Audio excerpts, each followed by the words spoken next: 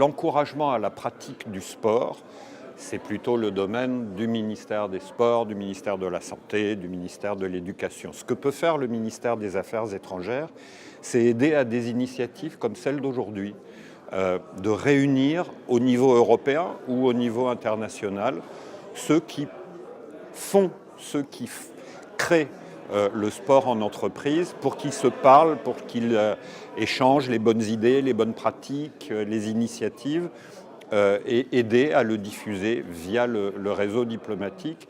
Parce que comme je le disais tout à l'heure à l'ouverture, la diplomatie sportive, ça n'est pas uniquement une affaire de gouvernement, il y a beaucoup d'acteurs et les entreprises qui promeuvent le sport en entreprise et au niveau international font de la diplomatie sportive. La France est très volontaire dans ce domaine.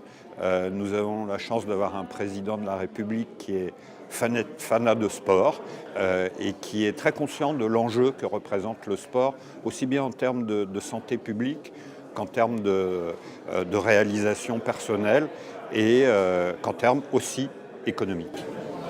Dernière question, est-ce que vous pensez que les JO 2024 peuvent être un levier, un tremplin pour justement l'émancipation du sport en entreprise? Ah oui, ça, sans aucun doute. L'avantage d'avoir les Jeux Olympiques chez soi, c'est que c'est un formidable accélérateur de politique publique au sens large.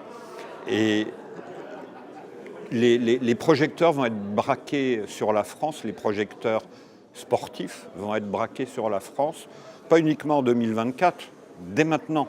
Il y a la préparation, il y a toute une campagne pour sensibiliser à la pratique du sport en vue de 2024. Et la pratique du sport, c'est aussi le sport en entreprise. Et sans aucun doute, avoir les Jeux à la maison va être une incitation au développement du sport en entreprise.